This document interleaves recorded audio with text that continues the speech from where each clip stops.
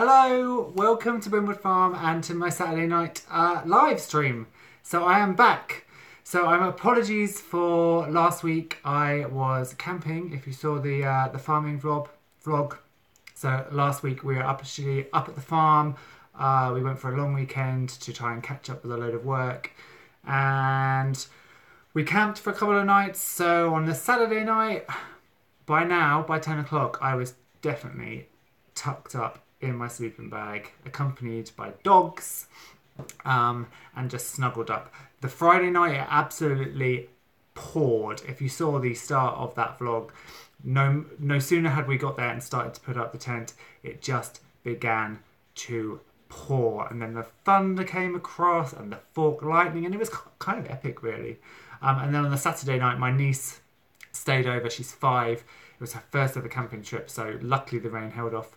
We had a campfire and stuff, and it was just really, really, really nice. And we got loads done, which was the main thing of going up there. So the main thing was obviously the beginning of the pond restoration project. So there was a little bit in the farm vlog about that, and then this past Friday's video was a full thing about that pond restoration, and I'm really, really excited about it because ponds are like one of the major things and the major ways to bring wildlife.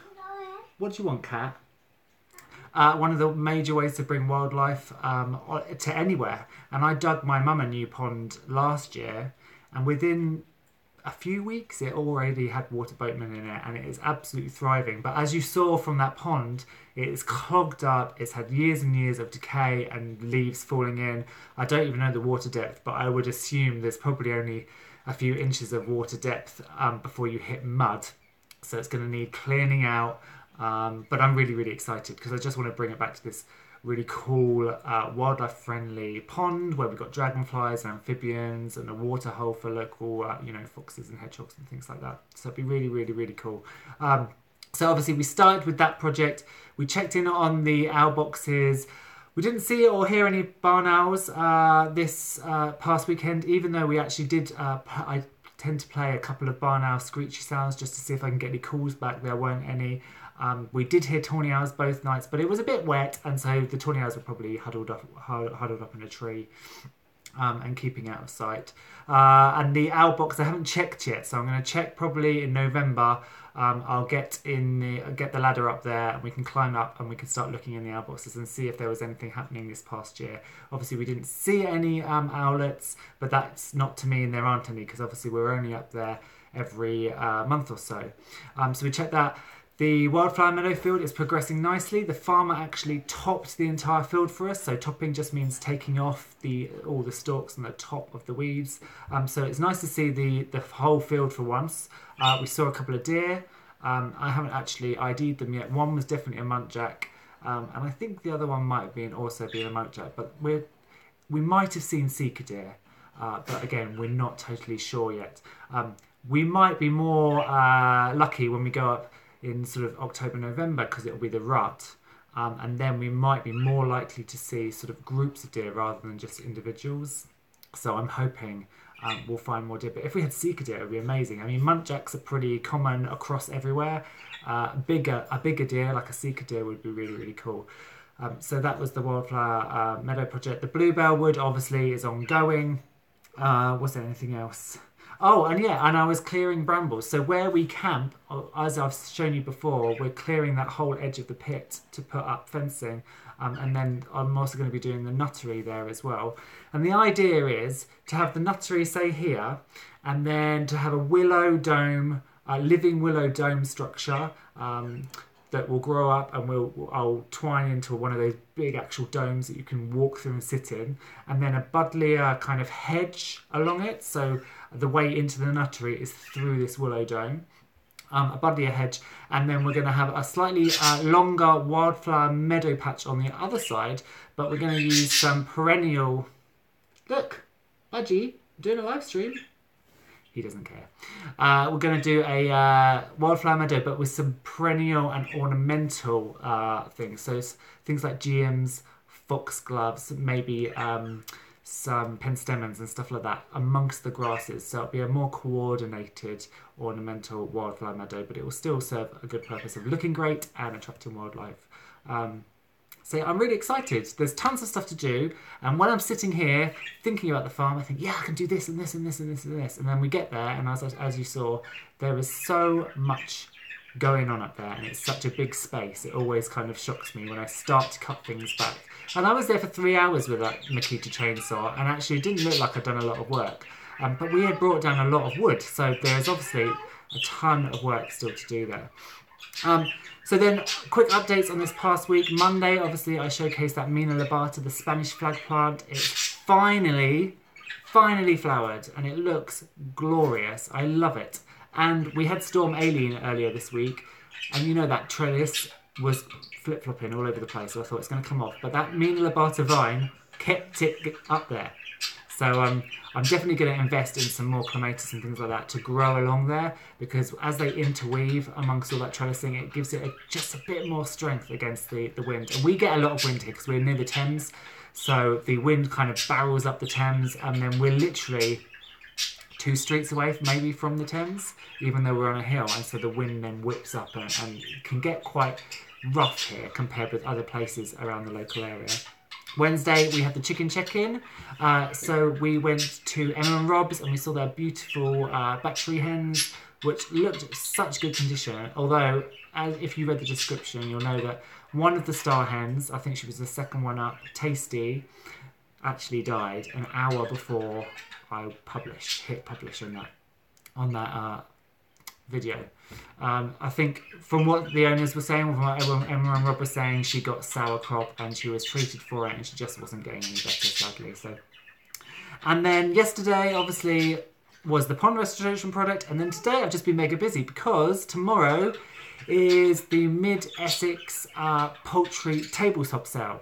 So throughout the year they do auctions, poultry auctions, and then when you hit this kind of year, instead of having an auction, they have sales instead. So you hire a table and then you just sell. So I'm taking some quail. I've got the chickens from Chick Check. So I've got I've got four pullets from Chick Check, the 3 black silkies, and the 1 crested down the cross.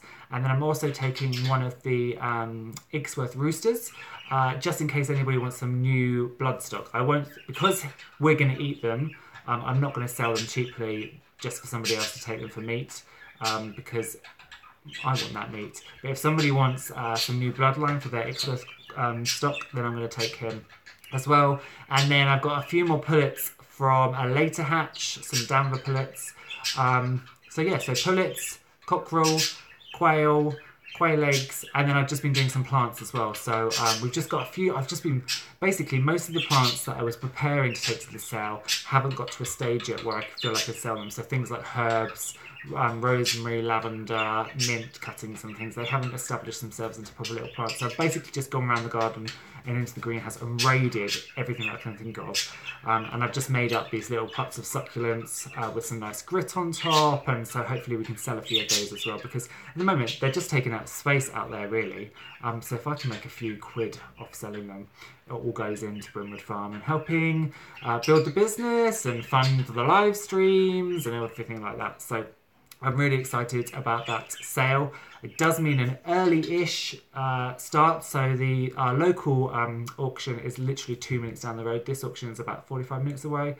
We need to be there for 9, so it's going to be an early-ish one because I've got to obviously get up and feed all the animals, sort all of the animals out, and then catch all the pullets that I'm going to be selling, put them into their boxes, etc. But I will do a video for the vlog, so on Smallholding Diaries there'll be like a quick video of that sale and how it's going and everything like that. So that is the updates and a catch up on the past week. It hasn't been mega busy in terms of vegetable gardening, but it's just been busy in terms of getting back into the swing of things, recovering from camping, and just my head is kind of a buzz of all the stuff that I want to do. I'm really excited about what I'm going to be doing in the future there. So yeah, so that's it really. So let's just see who's here. So, Chile Expat Family. So hi Jim. So Jim says hello from Chile, South America. I love South America. I haven't been to Chile though. I've been to Peru. I did the Inca Trail. So a few years, I think it was 2004. So in London, we have Capital Radio, and they do Help a London Child. And I did a walk. I raised money for that. So we did the Inca Trail, but we also did a big walk through the Andean mountains before then. And then I lived in Ecuador for 3 months in a newly established nature reserve. Basically in just little wooden huts in the forest. And we were basically doing nature diversity counts. So we were going out every day with binoculars and specimen kits and things like that, and basically trying to give a full biodiversity list of what was in the nature reserve, so that then the top execs of that reserve could then go and get funding. They could say, here, this is what's here. While I was there, I didn't personally find it, but while we were there, we did find a new species of glass frog, which is really, really cool. And if you don't know what glass frogs are, they're mostly tiny, tiny little frogs. They're green, but if you pick them up and flip them over, their belly is completely see-through. So you can see all their internal organs, which is pretty darn cool. So yeah, that was a really fun time actually in the jungle. I mean, there was one part of me felt like it was a bit like being in Big Brother, because we were basically stuck in a camp with the same people for 3 months, not a lot to do. Especially when we had the Amazon downpours and we were stuck in because of bad weather. We weren't near, to get to the local village was a canoe ride. So it wasn't just a case of, oh, we're running out of food, we've got to go and get stuff. If we were stuck, we were stuck. So there was that side of it, which was a bit sort of Big Brothery, and I started to get a bit jittery, and I need out of here. I need fresh faces to look at. But on the other side, the whole natural history aspect of it was really cool. We found sloths in the area for the first time. I saw tamarin monkeys in the wild, which was really, really cool. But it's funny because you get to the rainforest, and you think, oh, I've seen this on David Attenborough, I've seen this on Planet Earth, there's going to be stuff everywhere. It really isn't. It's really difficult to find. The jungle might be a thriving ecosystem full of stuff, but you really do have to go and find and search for it. There's bugs galore. You can find caterpillars and creepy crawlies, stick insects, frogs. You can find little stuff like that everywhere. But if you want to see mammals, you've really got to trek out into the middle of the primary rainforest to find it. But we did find some stuff, which was pretty cool. So that was my trip to the rainforest, and that was a long time ago now. And I guess that kind of got me back into this farming thing. I think when I went out there, I was still very much, I don't know how to say it. I guess I was into commodities. I liked to buy stuff. I bought Heat magazine every week. I read up on celebrities. I looked at Perez Hilton's blog and stuff. And then when I got back, I was like, I do not need that all in my life at all. And I think that was the big change when I suddenly realised I don't need to live like that. I don't want to live like that. And so that definitely changed totally. And Alana's saying, as a zoology student, that sounds like an amazing... It really, really was. And I didn't know you did zoology because I did it too. So I'm a zoology student, and when me and my best friend, when we left university, we always talked about doing one of these trips, and we never got around to it. And then we suddenly started thinking, we're getting older. We're gonna start getting married, getting mortgages. We need to do this like now when we haven't got any ties. So we did. So we went off and lived in the rainforest, and it was amazing. Apart from the end, which was sort of brought down with a horrible bump when we basically went whitewater rafting. And before we went whitewater rafting, there's this waterfall. You could climb up behind the waterfall, go off to this rocky edge, jump off, and basically plummet down into this pool of water. And I jumped and I was fine. And then my best friend jumped. And when she came out of the water, there was something obviously wrong. And we had to continue. They thought she had contracted her back muscles and given herself a spasm. She could hardly move. But it was basically, you either have to walk 3 hours up a mountain to get out of here, or you've got to get in the raft and whitewater raft for another 2 hours to get rescued. So she was like, well, I'm just going to lie on the bottom of the boat then. I mean, when I say she just said she was in agony. She couldn't walk. We had to like help her. And to cut a long story short, when we finally got back to the UK, she had broken her back. So she spent 2 days in Ecuador and went whitewater rafting with a broken back, with shards of bone sticking into her spine. It is a miracle she is not paralysed.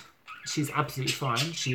They did surgery. She had a back splint put on, and she's absolutely fine now. But that was a dampener to the to the holiday rather. But now we're both over it. Of course, it's this big story. But at the time, it was scary. And then obviously when we were trying to come home as well, you know, my friend's got a broken back, although we didn't know at the time. And there's delays on the flights, and you know, flying back from South America isn't easy. We had to fly via Madrid, and then we got to Madrid and we missed our connection, and yeah, it was stressful, but it was good fun at the same time. So let's see so Alana, is Alana still here? I want to know about your chicks, how they're doing. Alana's had a hatch.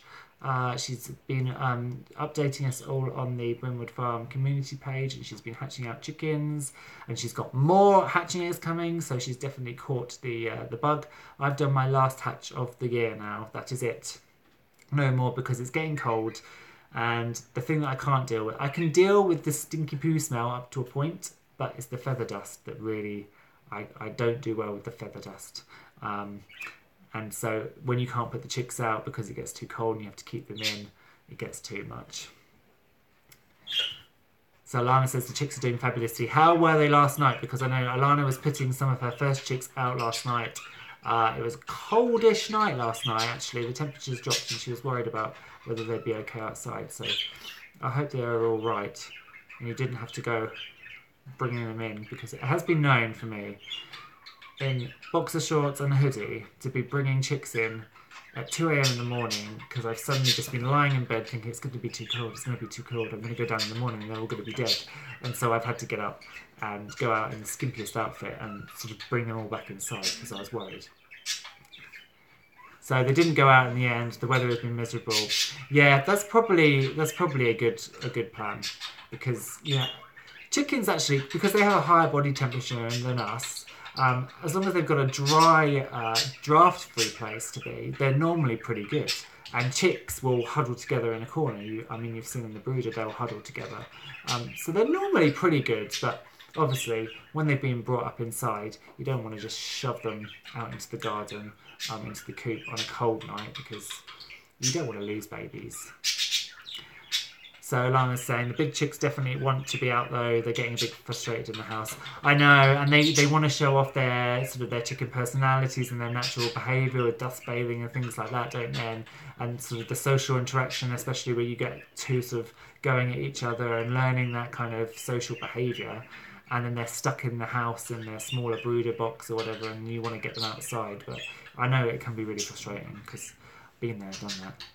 And I still have got some in at the moment. I've got 5 quail that I'm taking to the sale tomorrow. I've got 14 other quail babies that are a couple of weeks old, and I've also got Barry's babies. So I've got the 5. Is it 5? Yeah, I've got 5 Barry's babies still inside. But I have found that Silkies produce less feather dust, so they're not quite as bad, and they're not quite as old yet, although I am going to try and shift them outside, because they're starting to get, well, I guess they're about this size now, so they're starting to get biggish. So I'm going to try and shift them out over the next couple of days probably. Hopefully tomorrow I'll manage to sell off a lot of those babies from Chick Check, and that will clear up some space in the shed so these chicks can go out. Alana's just saying the little chicks are doing really well and feathering up quickly. I love when they feather up. I mean, chicks are cute when they just hatch out, but they're only that like fluffy yellow or brown or whatever chick for like a couple of days, and then their feathers start coming through, and then they go through this really scraggly phase. So when they actually start to be fully feathered and look like little chickens, I love it. I love when that all comes together and you see them getting older. And I'm really excited about Barry's babies. I posted on the Brimwood Farm Facebook page today. I think it got 100. Yeah, it hit 100 likes, I think, for the first time. So I said thank you, but I posted one of Barry's babies from earlier this year, who is going to be one of my breeding hens, with her toasty. She's the one with the toasty head and toasty streaks on her front. So if you haven't seen that, pop over to the Brimwood Farm Facebook page because I've posted that up there. But I'm excited to see how these 5 babies turn out. Hopefully we'll have as many pullets as possible, and then I can choose, 2 or 3 pullets to go on breeding with in spring. So we'll have this is the first generation. We'll have the second generation next year of this new silky colour line, and we'll hopefully start to try and build on the traits that we've already got. So that's the main thing that I'm going to be trying to do, and I'll probably have a poll on here at some point.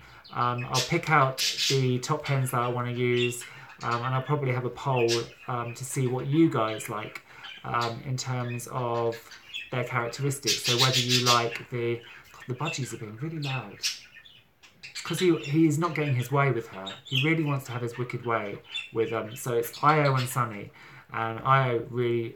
He stopped singing now. He really wants his way with Sunny, but she just won't give it up.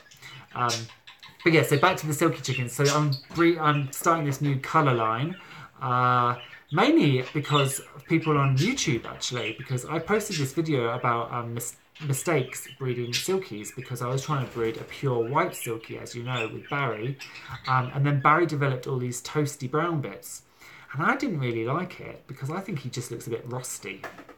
But I mentioned the possibility of culling him, and a lot of you were like, no, it's amazing, it's a great colour, and so that's kind of turned it around. So now I'm breeding this whole new sort of toasted marshmallow colour line. So I probably will leave it up to you as well to pick the hens and the characteristics you want, because so I've got a couple of hens with sort of toasty streaks on their breast and on their backs and their wings, and then I've got one hen who's got a full sort of brown rusty colour, orange coloured head, and some streaks on her. So I might try and do 2 separate lines and see where they go, because I like the idea. I don't really like the patchy hens. I know you can buy these painted silkies which are white and then they've got splodges. I don't really like those. I like the idea of having a white silky with streaks, like brush strokes of orange running through her. So I'm going to try and get that, and then I might try and get this red cap, this red or orange cap look as well, to see how that is, because it could be interesting. So yeah, and also, I mean, I'm not doing this for money, but you know, as any farmer or urban homestead or smallholding, you've got to make some income somehow. You've got to have some income streams, some revenue, and so breeding new colour lines can work well. And I was actually on Facebook earlier today, and it was I think it was the Carlisle Poultry Show today, and do you know, a pair of cool ducks, I can't quite believe this, sold for £650. 2 ducks, 2. They are stunning. They are very, very nice show birds. They're white, they're bright, they're cool, so they're cool ducks, they're white cool ducks. They had bright yellow beaks. They looked really, really nice. But £650 nice? I'm not so sure about that. I mean, that's a lot of money to spend on 2 ducks. You know, what if something happens to one of them? What if you bought a drake and a what's a female duck called? A drake and a duck? And they don't get on, or they don't breed. Or the drake ends up drowning the duck when mating, as often happens. I mean, that's 650 then gone down the drain. So Alana obviously saw the cool ducks as well. It's I think it's Noble Poultry? Noble, like Bull, Poultry on Facebook. And yeah, so quite a few of the members went to this show and they posted the picture of these ducks. And they were really pretty. They were really, really pretty. But £650 pretty, I'm not sure. So, yeah, so yeah, so that was really, really good. But yeah, I mean, if they were my ducks, I'd be really, really happy. but I'm not sure I'd be buying ducks for £650. And also, I don't know whether any of you have been watching This Farming Life. So it's on BBC. If you're not in the UK, you can probably get it on BBC iPlayer. And it's on Wednesdays, Thursdays, Fridays. And it basically follows 6 farming families throughout an entire year in Scotland. So you've got dairy farmers, you've got like a little small holding where they're doing sheep and stuff. You've got a family, the Irvings, who were in Series 1 and they're back on Series 2, and they breed Limousin bulls. And so what got me onto this was the £650 for the ducks, but they took their bulls for sale. And I think last year last series they had a down series, so he was saying it costs about £3,000 to raise each bull. And obviously they would look for the traits of the bull, and if it was a good stock bull that they could sell for breeding, they would rear him on. And that would cost £3,000 to get him to the point where they could take him for a sale, not as a meat cow, but as a breeding bull. And I think last year, on the last series, he came away with like £3,000, £4,000. So he was only making £1,000 profit, maybe not even any profit at all on these bulls. And then in this past week, it's obviously the market has gone up again, or he's got some really good bulls, because he took the first bull, and I think it went for £5,500, and the second bull went for £12,500, which is a lot of money. But I mean, it's a show winning stock bull, and if you bought that bull on your farm, you know that you're getting the perfect genetics. But it just shows the longevity of farming, because that bull would have taken 18 months to get to that stage, and that whole time something could go wrong. So you're putting in £3,000 worth of resources to get this bull to sale, and then you don't know what's going to happen on the day. So they were really, really lucky, obviously, with that huge sale. But I find This Farming Life really interesting. If you're interested in any farming at all, even if you're not going to do it in the future, but you just like watching farmers, and it's a very real show. It's not sort of fancied up and sort of rose tinted over. It's it's mud, it's poo, it's the realities of farming, the fact that there's hardly any money, it's people scraping by, but it's a really, really good show. So I really recommend you watch it if you can. But it does give me the jitters, because it instills in me even more that I want to do it. I think sometimes I'm sat here with my husband and we're watching it, and he's looking at that when they're saying, they're saying there's no money, they're saying they're broke, they're sliding around in mud, they're falling over in poo, they're up to their arm in like cow crap or blood, and I think he's just thinking, why would you want to do this? And I'm sat there thinking, this looks like a fabulous dream. I want to do it now. And it hasn't put me off cows at all. In fact, it's probably made me even more desperate and determined to have my cows. So 2.5 years, people, or three maybe. Let's say 3 years, probably, hopefully, till I get those cows, which I'm really, really excited about. And then as Lana has just said, so Lana says it's not about the money though, it's about the whole lifestyle. Exactly, it is about the whole lifestyle. And obviously you need money to run the farm and the small holding and stuff, but if you can just make if you can make ends meet, that's good enough for me. If you can make ends meet and you can bring in a little bit of extra profit just to pay for extra things that you need, that's all it is, because it is the lifestyle. You work for yourself. So you're self-employed, it's about family, you rear your family well, it's about growing your own food, it's about animal husbandry, it's the whole way of life. And I know to many people that is absolutely shocking and diabolical, and who would want to do that? But without those people, we wouldn't have any food. So there you go. And so Alana has asked, what breed of cows are you going to get? So I'm going to get Red Pole. So originally I was thinking Dexters, because Dexters are like the mini cows of the cow world.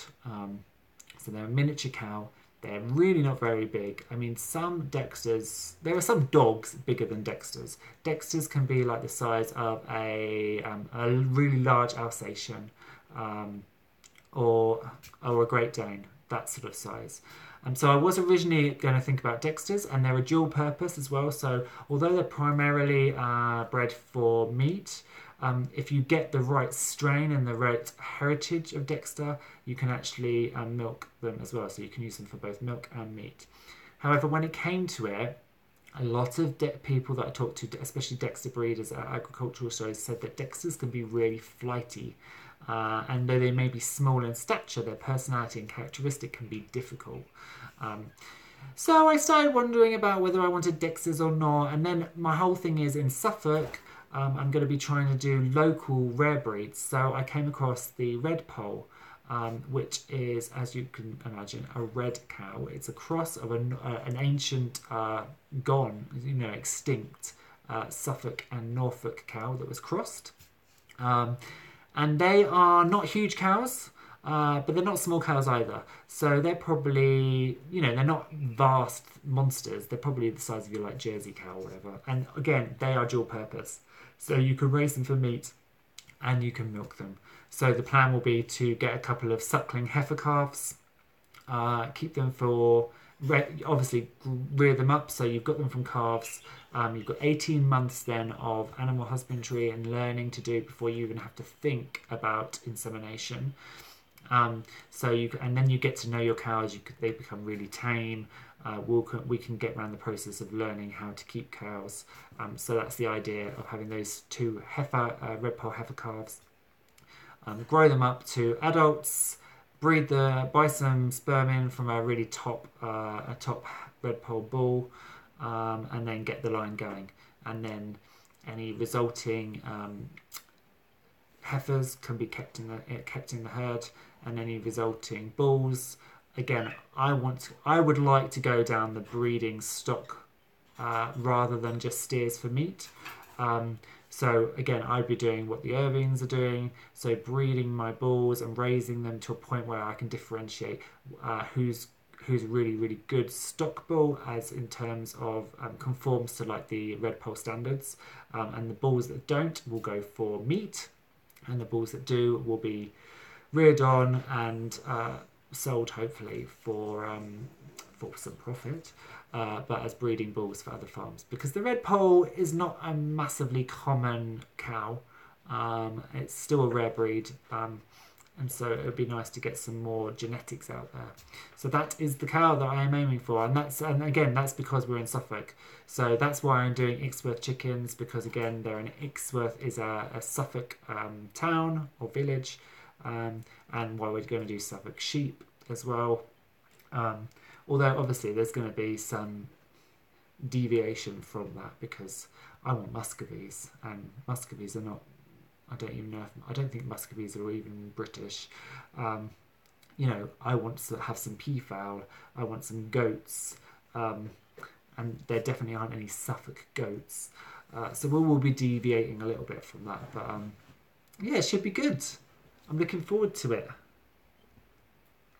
Too much so, I think, because sometimes I get a bit jittery about wanting just to get on with it, but I can't. Are you alright, dog? Are you alright? The dog is just, I don't know whether you can see her. I wonder if I can turn this. Look. 2 dogs. 1, 2. Chilled out on the sofa without a care in the world. Aren't you? What are you doing? Good to turn upside down? No. I'm actually dog sitting as well, so there is another dog actually just over the back of me there, called Ollie.